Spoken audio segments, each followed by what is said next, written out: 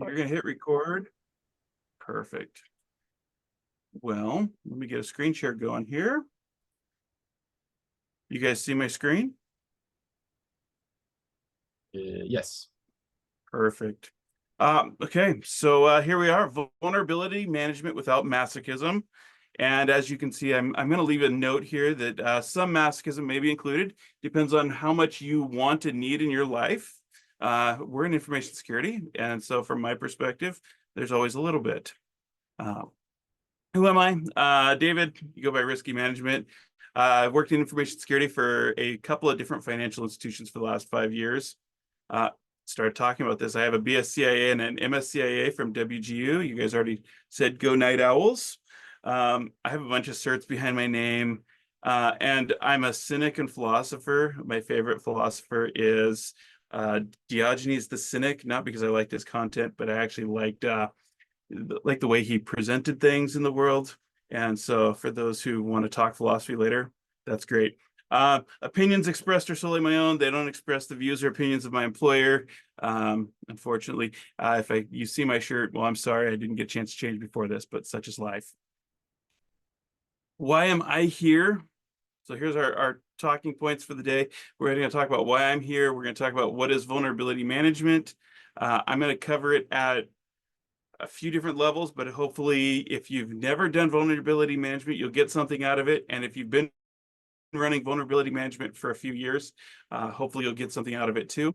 Talk about some problems that I've faced and problems that were problems for me and why I started doing what I did. And then we'll talk about my automation that I did and why I ended up writing a whole module called PowerShell for Tenable.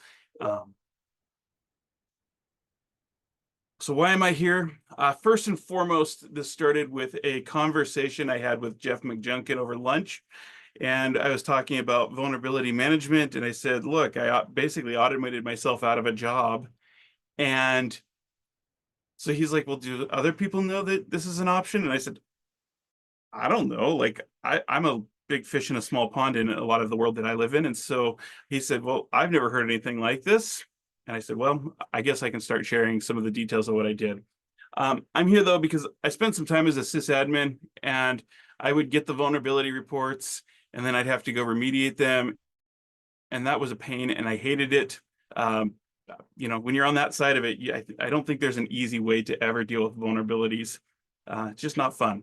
I ended up moving into a role where I managed a vulnerability management program for a financial institution. And when I started, it was painful and I hated it. I hated every day of my job dealing with that. And because I hated it, I was like, how do I make this better? And so that was one of those things. One of the processes I had in that, I hated the conflict with other teams about vulnerabilities. I think that's a common thing where you give a report and they say, well, that's not a vulnerability. Are you sure that's right? And it's like, that just irritated me. I like to be right. And I like to know the truth. And if the truth isn't in my favor, that's fine. But I like to know what the truth is. And I found that there was a lot of conflict around that. Finally, I hated providing reports to management that I knew were outdated. It bothered me to no end to note that I would submit a report that was going to some senior management. It was the vulnerability scan that was like around the first. They had done all the patching and remediations, and by the time it got to senior management, there was already such a delay, and some of the findings weren't accurate, and it was not the best representation of what was going on. And so those are the reasons why I'm here, is because vulnerability management frustrated me. So what is vulnerability management? This is for those who have never dealt with vulnerability management or don't deal with it on a regular basis, kind of a definition thing. And this really sets the stage for us to talk about it. And so if you're working in the industry and you don't quite have Sec Plus or like some advanced certifications and you're struggling with it, here's a definition. It's the process of identifying vulnerabilities in systems and networks. So we're going to go look at all the systems and networks, scan them, figure out what they are. We're going to assess the severity of the impact. Look, in that statement, we're looking at how much of an impact, how bad is this vulnerability? We're going to talk about the prioritization of the remediation. And so we're going to make recommendations on what should we fix, when should we fix, how should we fix. We're going to verify that it's resolved. That's painful. We want to make sure that what we said we did do is done. And then we want to report to stakeholders. And those reports may go to, your director of IT. It could be your senior leadership, whoever it is that's a stakeholder in that. But we recognize that stakeholders are important because as they're managing those systems, as they're managing an organization, that we got to have the right reporting. So what are some problems that we face in vulnerability management? Target identification. Anybody who has done any type of asset management, you recognize that identifying targets and identifying what assets are on the network is difficult. In one of my orgs, in one org I worked for, it was pretty easy because they had like 25 servers. They had a bunch of workstations. There wasn't a lot of turnover on those. They didn't change very often. You could set up a scan and identify targets, and you could manage it all with Excel.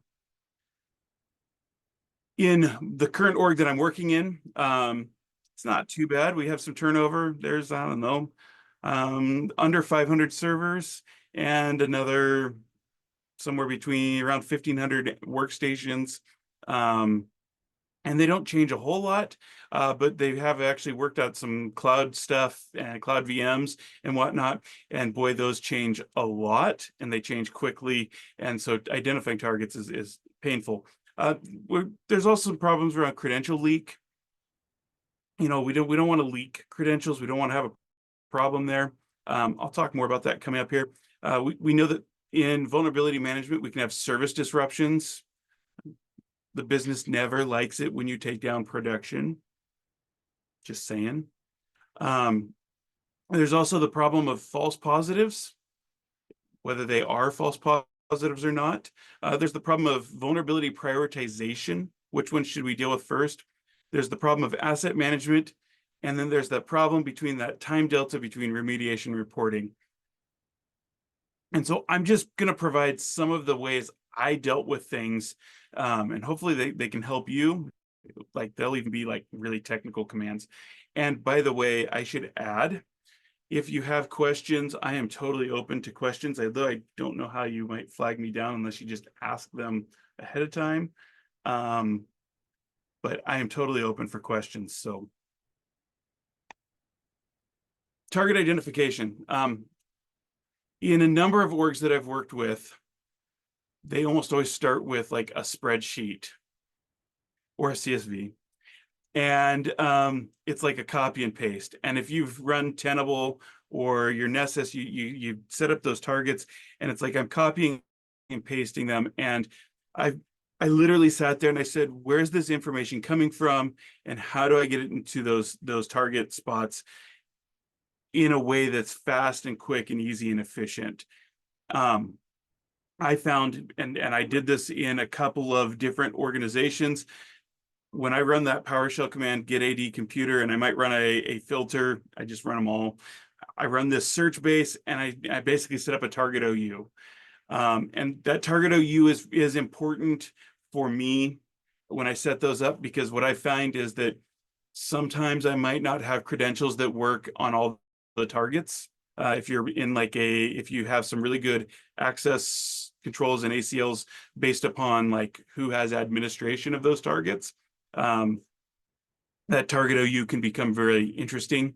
I did some vulnerability scanning as a consultant, and they had admins over various targets, and I did not want to just give like a blanket domain admin across the credentialed scans as limited as possible. So I would just run this, and I was like, hey, this gives me good data. It gives me good information.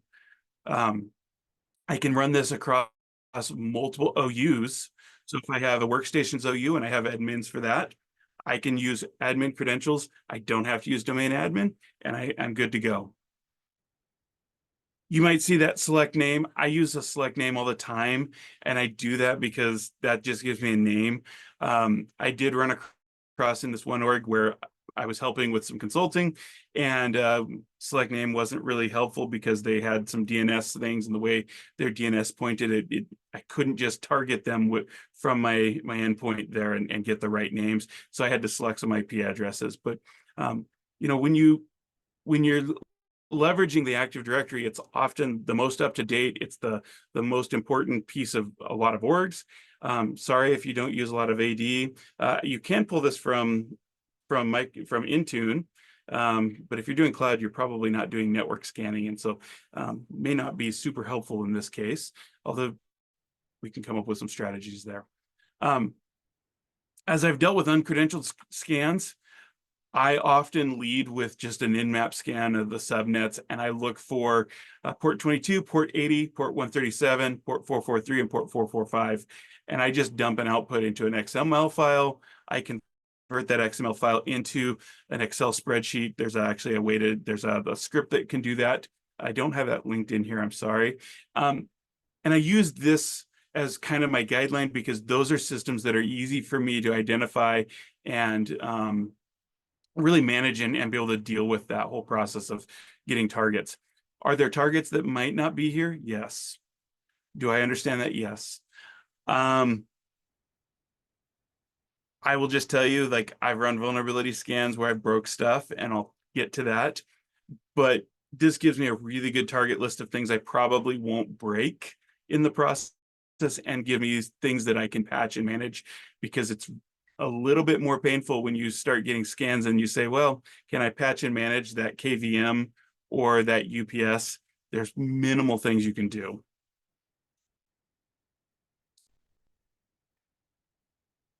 Going into this credential leak, this is a problem that I've run across. In fact, actually, I was working on my current org, and we were doing some scans, and I didn't initiate the scan. Even though I was the Tenable vendor owner at the time and I was managing it, there was a few other folks that had their hands in that system. And at the same time, we had a pen tester who was doing some stuff, and he says, I just got scanned, and you guys just accidentally dumped the domain admin credentials on my asset. And I said, nope, it's not domain admin. Good luck to you though, because it's just a workstation admin. And that was really because we were running a credentialed scan just across a network section, and we gave him the credentials when he was listening. So don't do that. So don't run credentialed scans on non-credentialed assets. And this is part of that reason why targeting is so important, and laying out your scans is so important. Talked about some of those problems. Service disruptions. I have not DDoSed a network yet. The whole network I haven't done. But I do know that one of my predecessors who ran vulnerability management for one of the companies managed to DDoS a whole section of the network. Did it on a Friday afternoon, thinking that I can just run this simple little scan. Took down prod at that organization. Not a good day for him, not a good day for the department, not a good day for information services, bad day for everyone involved. However, if you just run blanket scans, and you say, hey, go scan everything, use Tenable, scan it all from your Explorer. These other ones I have seen and been involved with. Yes, as a matter of fact, I did print garbage out of a printer until it ran out of paper. Not proud of that moment, but that was the first vulnerability scan I ever ran. Was running after hours, and I got a phone call from one of my users that asked the question of, why is there 300 pages of just random gibberish on this page, and the printer's out of paper? And by the way, I was running the vulnerability scan, and I was really a sysadmin at the time, so I got to go fix it when I got done. Really tiny credit union at the time. One of the other things, when you just blanket send it and you run these and you don't have good targets, yes, as a matter of fact, I did lock cache recyclers. You might go, what's a cache recycler? If you've been to a bank or credit union, there's those devices that sometimes they'll put cache into, it counts the cache or it spits cache out of. Yeah, I found out that when you just run blanket scans and you say, yeah, we'll just scan the whole network and we'll run all the ports on a Friday afternoon. You might accidentally get a port stuck open and it takes 20 minutes or a reboot to have that reset. And what I found was that that's not real helpful. And so that's part of the reason why very targeted scans, making sure that everything's set up right is really super important. I've also broken an ATM or two. Thankfully, I've only did it once.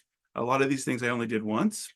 It got stuck in a mode where it couldn't do anything. And that was a situation where I was a sysadmin for the organization, but it wasn't my system to manage. And so we had to call and get some extra support. So don't do that one. And finally, if you have a network in VR, sometimes they'll even have a system where you can send the packet and it'll overlay across their recording. And they use that you can actually do that for certain types of transactions. If somebody puts in a card in an ATM and it was recording, you can actually get that information out of it. Been there, done that. That's a painful one. So targeting those scans becomes really, really important. Getting those scans set up becomes really important. There's a lot of configuration options. And so this is part of the reason why I run targets very distinctly, and I start with what I start with. There's a lot that could be said about that. I'll just add, but probably if you want to hear why I do some of the things I do later, we got to get to this later stuff. One of the challenges that I think everybody in vulnerability management faces is false positives. As someone who presents a impact and you create a ticket or you have a spreadsheet and you're tracking these things, inevitably some system owner or maybe even yourself says, no, that can't be right.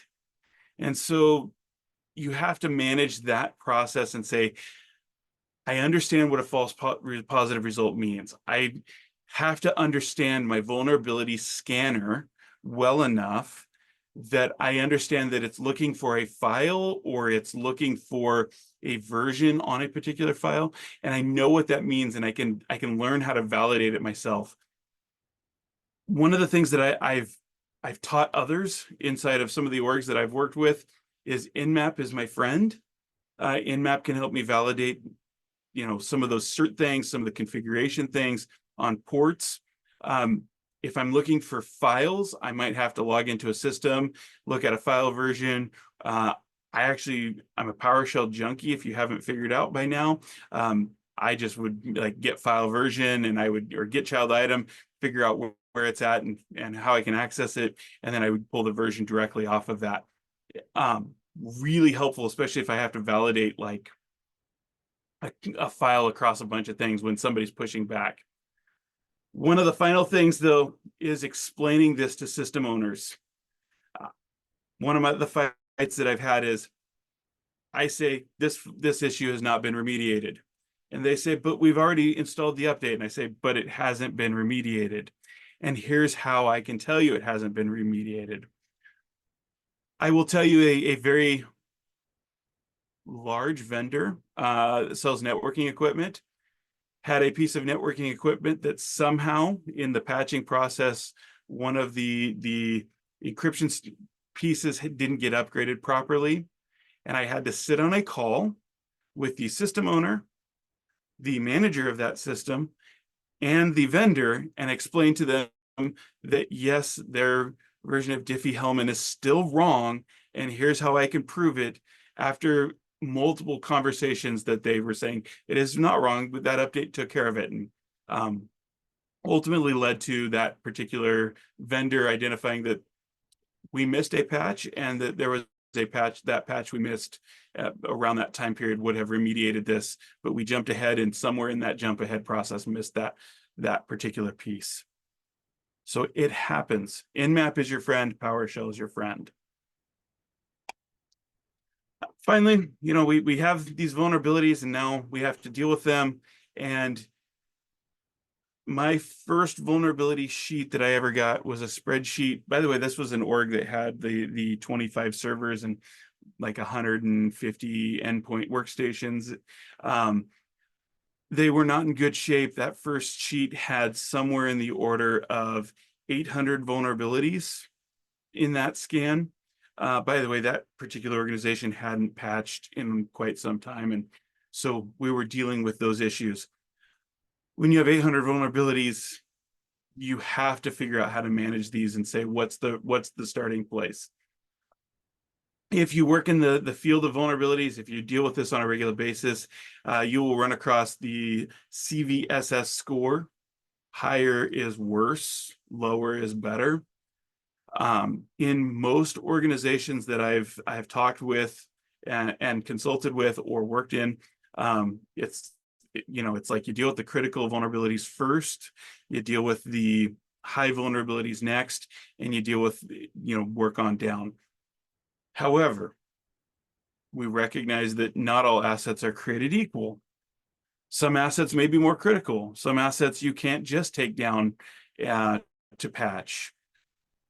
You may not be able to just say, I can patch this thing right now. I actually have to coordinate a whole bunch of other resources to take that asset down.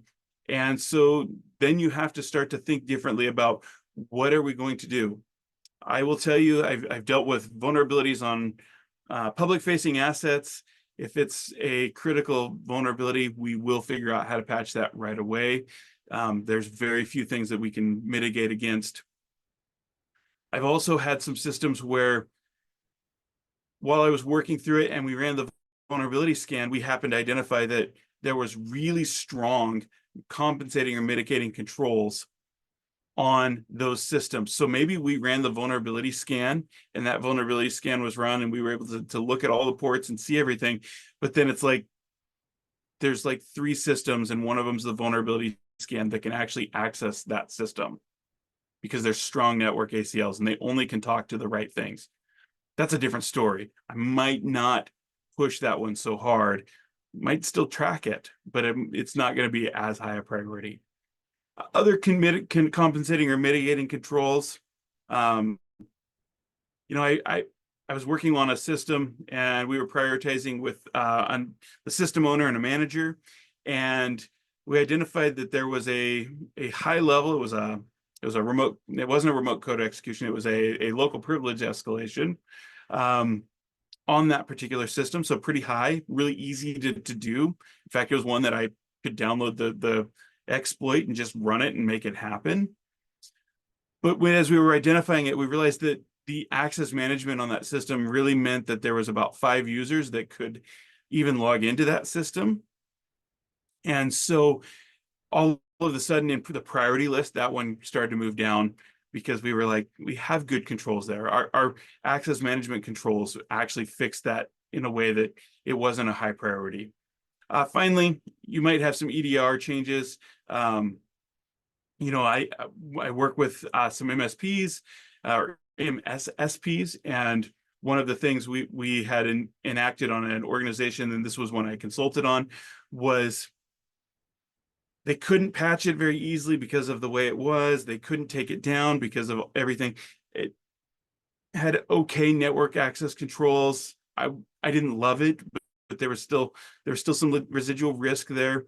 Access management was okay, but not great. And finally, we just came to the conclusion that we would call the MSSP and tell them, if this server ever has signs that it's being compromised, the risk of it going down was bad, but we would just rather increase our monitoring, make sure we dial that up. And we were okay with them isolating that system if they saw that there was a problem. Not the case for every system and not the case for every organization, but that particular one, we could make that change and just say automatic isolation if it was wrong. Asset management becomes an issue. Assets move, systems decommission, there's IP addresses that move. And so again, all of that targeting piece on that front end becomes really, really helpful to get right, because all of these issues really play into the challenges that we have, to keep that information current and regular, and closing the loop on that information. Finally, we talked a little bit about the reporting challenge. this is kind of the slide that comes out of a lot of vulnerability management, a lot of textbooks. You scan something, you patch and remediate, you rescan, or that might be validate, and then you report. My problem and my like the things that just drove me nuts was the fact that took so long. Like, you run a vulnerability scan maybe quarterly if you're like have that regulation, and you're like, yeah, we'll just scan quarterly, and then we'll patch and remediate, we'll rescan, we'll report, and we'll move on. And it's like, there's a lot of things that can happen in a quarter that can go bad and sideways. And even monthly, it's like, well, if I scan and we patch, Patch Tuesday rolls around, and then we scan it, identify some systems, and then we rescan it. Now we're reporting. There's still software that can develop bugs and have vulnerabilities released, and it's just happening all the time. And it drove me nuts, because I sat there and I said, how do we make this happen all the time? And how do we institutionalize a process to make this happen? And then in my brain, it was like, well, how do we do this? And I'm not the weak link. So what I did was I created this PowerShell for Tenable module. You can go to the GitHub and clone it and enjoy. When you clone this thing, I will tell you that there's an API key that's required from Tenable. You got to create your own API key. You can't use mine. Sorry, guys. I wrote this, though, because I had been engaging with the API with Tenable, and Tenable.io is a cloud source solution. It's the Tenable company, and they put these on-prem scanners. You can also use their cloud scanner if you're managing like external facing stuff, but for internal facing stuff, you got these on-prem scanners that are going to do a lot of your scanning. The challenge was I can't manage those on-prem very easily. Now, by the way, if you have Nessus, which is kind of the root form of, or the on-prem part of this, you can do a lot of things with Nessus to help target your scans. But if you're using Tenable.io to manage your infrastructure and you have multiple scanners, you're stuck using their systems. And it's a web front end, which is beautiful, but I started my days copying and pasting stuff from Excel spreadsheets. And I said, I am tired of copying and pasting from an Excel spreadsheet. I said, where does the data come from?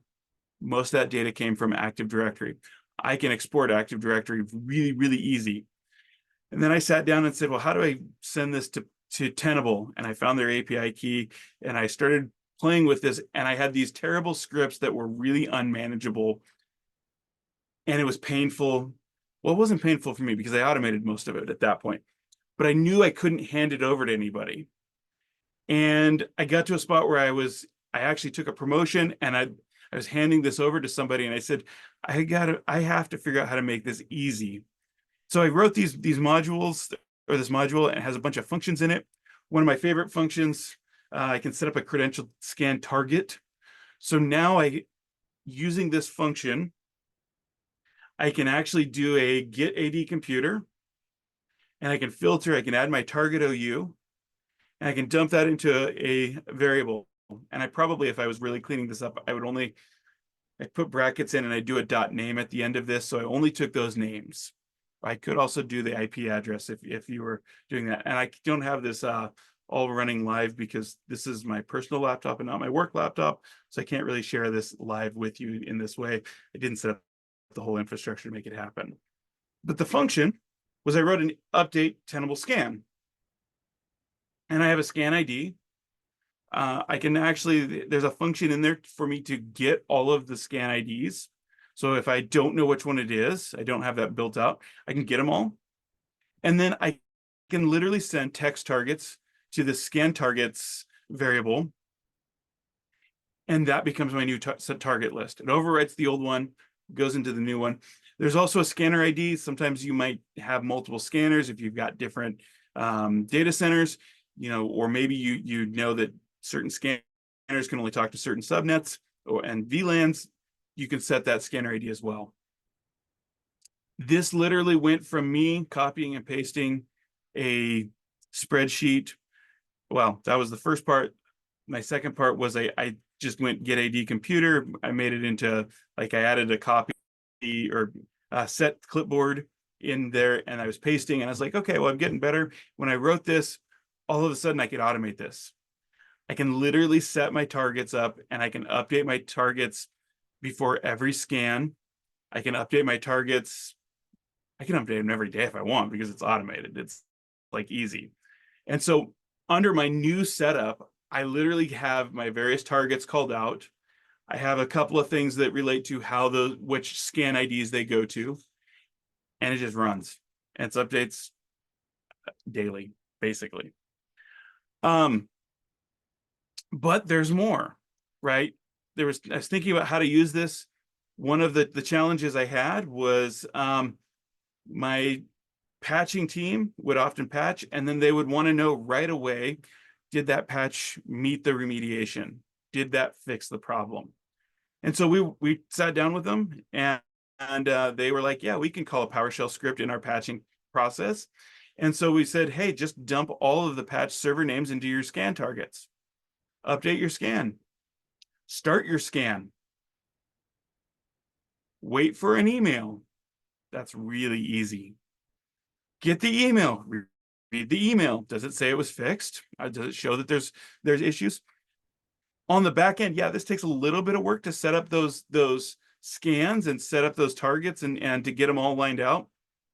But that's not that painful to set it up once and be able to give somebody some code and say, here you go, make it happen. Oh, and there's more. I will tell you my commands here are wrong. So I must have screwed up the slide a little bit. There's a function called get tenable asset list. Get tenable asset list will give me all of my tenable assets inside of the tenable scanner there, or inside the tenable IO. You ever want to know what is in tenable and what is in your AD and all of your other sources of truth? I can now take all of my tenable assets, drop them into a PowerShell variable or an array. I can run differences based upon various targets. I can query that against there's a function inside of PowerShell called compare object, and I can actually start to compare all of those things. And now I can say, here's all the systems that aren't tenable, and here's the systems that are elsewhere that we haven't scanned for whatever reason. Maybe there's a system that's been offline, but it's in your target OU that you've been targeting for the scan, and you start to be able to compare those things really nicely. And so this was a down and dirty way to do this. Now, yeah, there's other systems and software that can help you do some of these correlations. I've used Run Zero in the past. Run Zero is a great piece of software to help me identify where things might be missing. But quite frankly, I'm a get it done down and dirty in PowerShell kind of person. And even today, even though I don't manage a lot of my vulnerability management, I still have this module because I wrote it and I have it loaded up all the time, and I query all the time. I'm like, hey, we have this weird thing that happened. Well, what is the vulnerabilities on? Oh, here we go. So my answer is how to make your vulnerability less masochistic. Automate any amount of dumb things there are.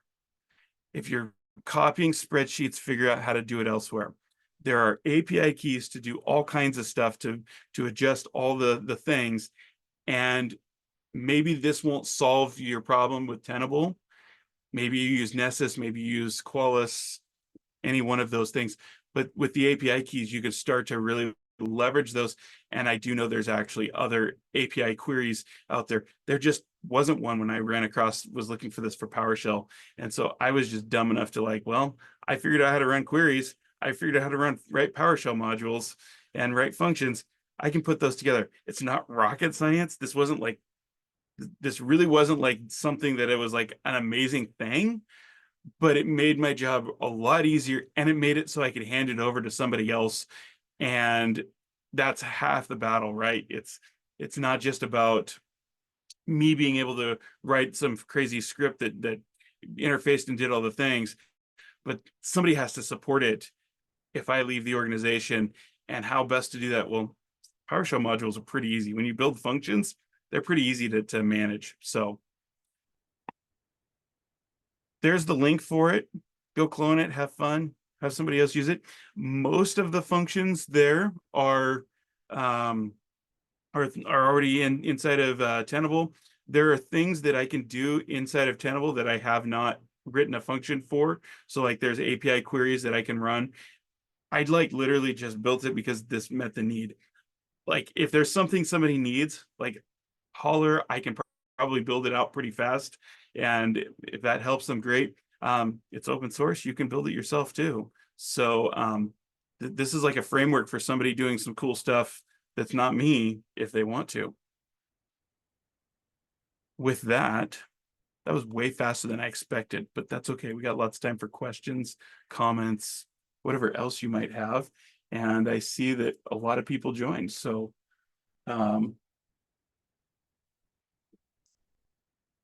port 9100.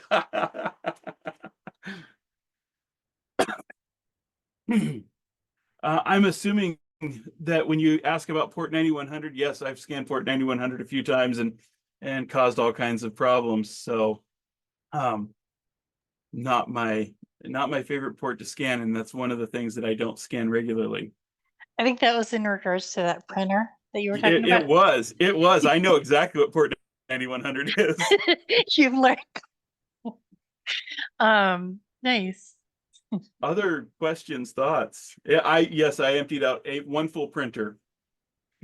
So what if you have like, you find a vulnerability and you're like, hey, look, I found this thing, but it's managed by like outside companies. Oh yes. And you're like, hey, it's a thing, and you go back and it hasn't been fixed. So how do you like work with when it's, other, what recommendations do you have working with outside vendors like that to get them to button things up and close it up? Yeah, lots of conversations. This is something I've had to deal with many times. I've had vendors who say, oh, I'm not vulnerable to X. I've had this question about, am I allowed to even scan that asset on my network? Which is important, right? That's part of that targeting and making sure that we got the right targets.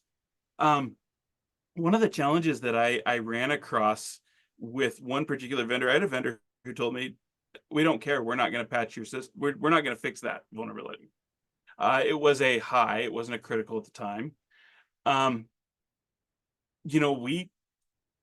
We went through the process to identify what the risk was, to really spell out the risk, to talk about what mitigating controls, what other additional controls are around that risk. There were not many.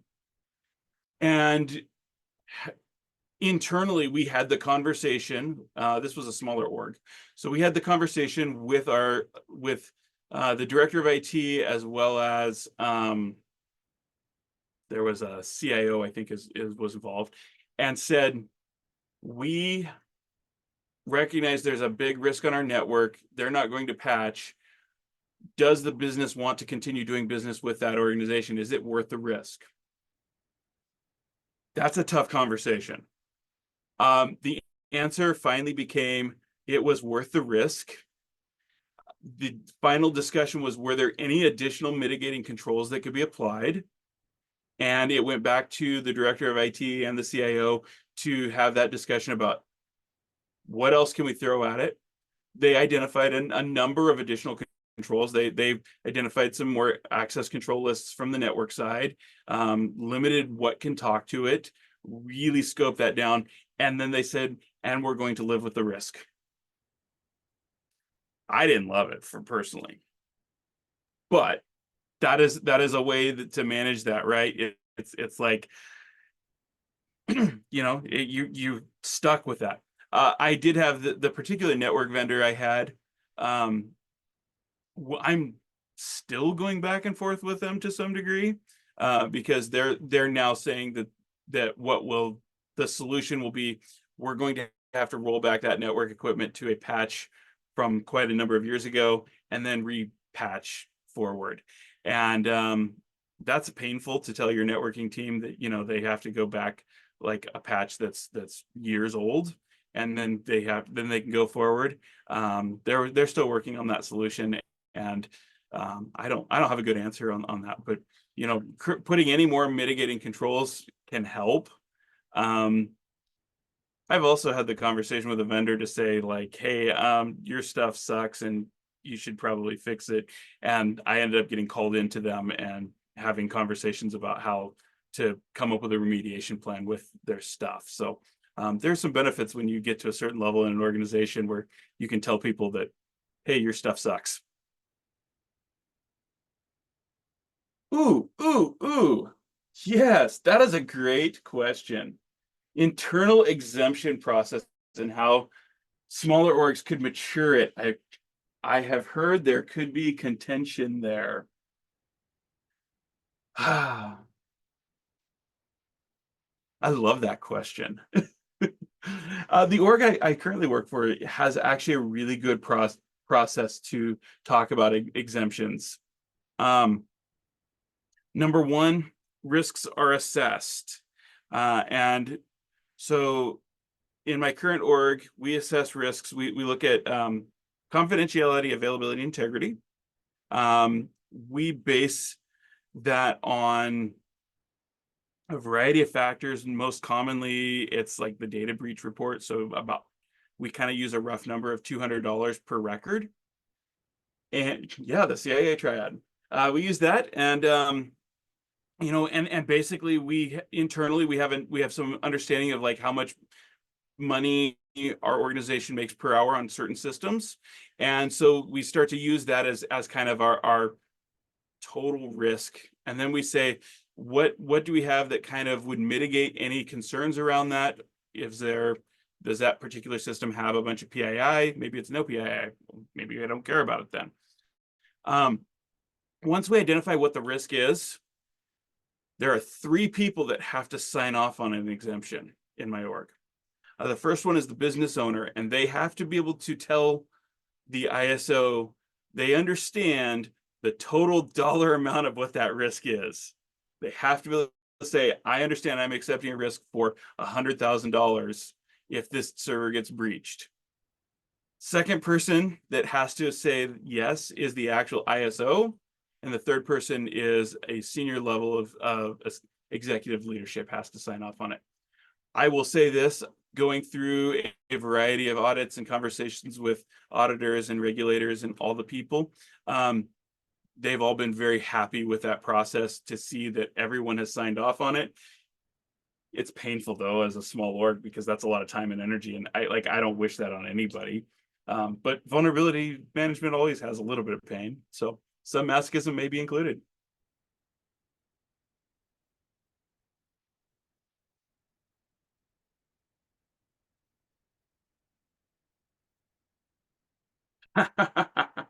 That's a great question. So the question was, do I use any specific formulas to get my risk score or straight CVSS? Yeah, so we have some dollar amounts assigned to systems. That's been my favorite way, because dollar amounts, executives speak dollar amounts. So if you can do quantified risk, do it. There's a book, I don't have it here, but it's how to what is it? How to assign values, or how to quantify risk in cybersecurity. Somebody else that probably has it. Great book, read it. It'll help you understand. We use CVSS to help guide those decisions, but we try to do quantified risk in my org every time I can, because when you can tell someone like a C level that the amount of risk is this dollar amount, they understand that right away. But there's some education there, and I do know that's kind of painful education.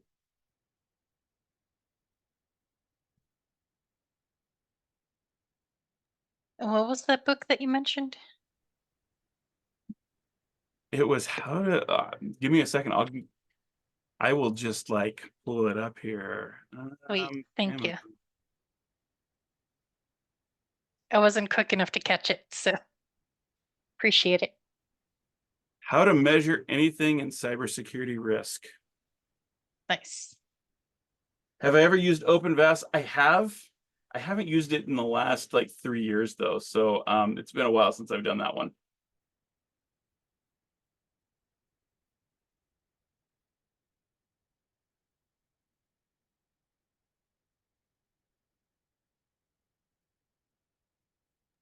Ooh, very nice, very nice. Yeah, this is good stuff. I don't know if anyone else has any questions. Feel free to post in the chat or raise your hand. Or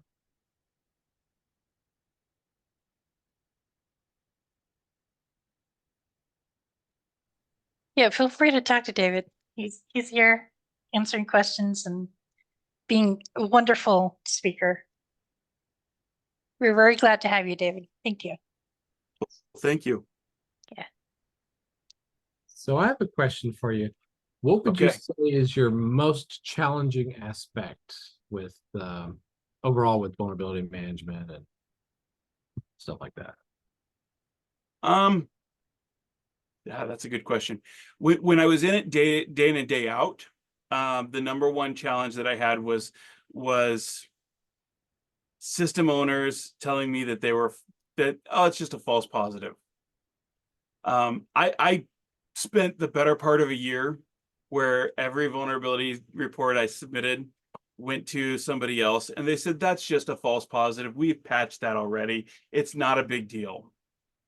I'm past that now because I basically, I spent so much time with system owners saying, here's how the vulnerability was found. It's this file. It found it. It's this version on the file. And so it's going to say it's vulnerable until that file's changed to the right version. A really good case in point, I did a little bit of consulting with a friend of mine and just was reviewing some vulnerability management stuff of theirs. And their vulnerability management or their vulnerability report it was in the ballpark of about 25 systems that had log4j. You guys remember log4j? It was a pretty gnarly bug. Allowed remote code execution pretty easily. One of the challenges that they had was those were installed in things like Jira. I think it was in Confluence servers. There was a variety of servers that had this, and it was just a part of the default install. And when you would go to validate this, you would say, well, there's the file, it's there, but it wasn't running, it wasn't in use. And so then the question becomes, what do you do with it? Is it a false positive? Well, not really, because the file's there. Could somebody check the box and turn that on? Yes, 100%. Would we know that they checked the box and turned it on? Probably not. And so then the question was, well, how do you prioritize that? Is that a risk that we need to deal with right away and patch those things, or can we let it slide? And thankfully, I was only a consultant. I was only helping them, just like helping them review stuff and whatnot. So I didn't have to make that decision. But they had to come up with an answer, and their answer finally was, we know it's not enabled. We have really good admins that won't turn that on. They've all been warned. And so we're going to say that that's not really a finding but they didn't say it was a false positive. They just said it's not something we're going to deal with because it's not in use. They validated it wasn't in use. So I think that's a challenge. I'm at a level, I manage a team now for the most part. And so I think getting the right metrics is painful. Vulnerability metrics is like, do we count vulnerabilities that are older than 30 days? Do we count, do we have it like establishing an SLA to actually remediate a vulnerability is painful anyways. And so then it's like, do you say that's the metric? What if it's a system that you can't patch because it's painful to patch and it takes downtime, it takes down prod? Those are hard conversations. And so that's where I think that I find the most challenge now. Cool. That's good. I have another question. I'm just going to pepper you with questions if you don't. Keep going. Unless anyone else has anything, feel free to jump in here. The other question I want to ask you about is on the endpoints. Like, do you Yes. consider that as part of your vulnerability management process? And generally, how do you handle that? Ask that question one more time. About endpoints. So essentially, like employee laptops and other systems that are, in the environment, but not necessarily all of the centralized servers and some sort of cloud or on-prem. Yeah. Yeah. So that's an interesting piece because number one, they're very difficult to scan regularly, especially if they're laptops. If you have an environment with laptops, man, they take them home. When do you scan them? Some vulnerability scanners will have an endpoint agent. Tenable has an endpoint agent. It's pretty easy to deploy, and it'll give you a good understanding of vulnerabilities. From my perspective, I'm going to look at this in two ways. I'm going to ask the question of what is the risk of that laptop? So I default to a lot of my CISM training, for the record, that what's the risk of that laptop? If we know that that laptop has direct access to all the systems in the data center because we don't have good network segmentation, I'm going to care a lot more. So I care a lot about vulnerabilities on systems that are used by IT staff. In fact, my people that I work with, you always come and tell us our systems are out of date. And I'm like, yeah, well, I care. You guys are the ones that probably will click the link. I don't care as much, or there's less risk when it's often, one of our in my org, often one of their satellite branches, or often, somewhere else where maybe their access is pretty well limited to a few ports in the data center, to access the services. And there's good network segmentation that can block things. In a couple of the financial institutions, we scanned everything. I've actually had the question with one of our regulators about what's the proper amount to scan. And my conversation with the regulator was, you should scan at least one of your branches, because that really would tell us what kind of the risk environment of that branch level is, and then scan your data center. But he didn't say scan everything. I like to scan everything. I'll just say that. I would nmap the /everything. Nice.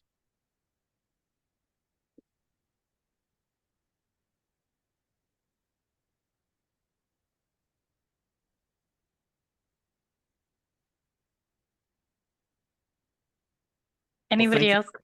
Thank you for having me. So I appreciate it, and hopefully you guys can make use of that tool. Yeah, thank you for sharing. Thank you for giving us all this information and talking about the tool that you created. That was so awesome. I really appreciate the insight. Thank you. Yeah, this is really cool. Yeah, thank you as well. I just want to echo that. Do you mind sharing the slides at some point? I think that might be really cool. Well, if you feel comfortable with that, would be... Yeah, not a problem. I'll get them to somebody over there, and you guys can distribute them out. So easy. Yeah, you're in the Discord, right? I am. You could just drop them in there. I can just share them. Yeah, that's easy enough. yes. We actually have a channel called Slides if you want to put it in there. I don't think Do we? anyone can see it yet. Yeah. Oh, I see it. Yeah. So if you want to We put have nothing in there. I know. Give me a second here. I'll get it in there, because I built all my slides in Google Slides, and then for whatever reason, when I was working on it, Google was like, no, you're not going to be able to present from here. And I was like, no. oh, I'm going to download and present from LibreOffice, I guess. I've had that sort of thing happen before. Yeah. Cool. Awesome. Any other questions for anyone? There it is.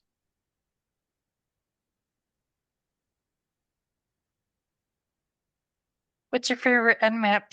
Give me. My favorite Nmap scan? Yes. I I don't know. You know, I run a lot of no pings with services to get all that. I don't run a lot of aggressives. Um, I actually, I'll say this, I don't scan with Nmap as much anymore because I actually use mass scan quite a bit, but that's my personal hobbies are like weird. Like I decided to scan all of Russia once. And that did take a while. You scanned all of Russia. So Yeah, I downloaded every IP, every subnet that was linked to the .ru and well, those ASNs, and then I set up a mass scan and said go. And I mass scanned, I only mass scanned 3 ports, but I didn't do anything with it afterwards. It was just like, here's some stuff. I could have probably just used Shodan and probably had some more fun, but all right, cool. That's interesting. Anybody else have any other questions? Are we good? I guess I have one other question kind of brewing in there. So what about other vulnerability sources? I think we might have touched on this, but like if you have say some products that or appliances, I should say, that don't necessarily get scans, like any sort yeah. of advice on handling those kind of out of band stuff or from an external scanning tool of some sort? Yeah, so here's been the best way that I've handled that. Obviously, like identifying those Nmap scans and just using the subnets gets me some lists that I can work from. Mhm. I will just say in one environment, so I've gotten to play with Exonius, but I also have gotten to play with Run Zero, and both of them collect information, kind of become an aggregator of information. One of the things though that I found in both of those was I found a lot of devices I didn't know I had, or maybe I didn't have, but the organization didn't have. And Run Zero actually runs like a really slick scanning process where they just can scan like your subnets. They're rated for like being able to do OT networks, so very very be able to handle really sensitive networks, and they're not terribly expensive. Um, it was written by HD Moore, if that name rings a bell. Oh yeah. So yeah, that's a really interesting tool because you can then collect that information of like, here's some devices we don't know that we didn't have, that we didn't know we had. Also, they can do like SNMP queries on switches. So if you set up your switch to do SNMP polling, then you can start pulling the ARP cache off the switch directly, and that starts to give you like subnets and devices that maybe nobody knew were out there because they weren't routable, they weren't even accessible in the network. So those are some interesting ways to manage that. And there's actually Run Zero has a way to query that and run an API and read down stuff too if you are a junkie with APIs and want to pull that information elsewhere. I haven't sat down and looked at it deeply enough to like write a module for it yet, or some functions, but I know it's doable. I don't know. If there's a better answer than that, somebody else better tell me. No, that's cool. That makes sense.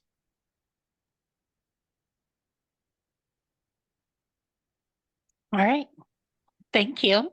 Well, thank you guys. And thank you for showing up in the midst of all the things you guys just went through in the last 24 hours. I know that you guys had some real interesting times down there. Yeah.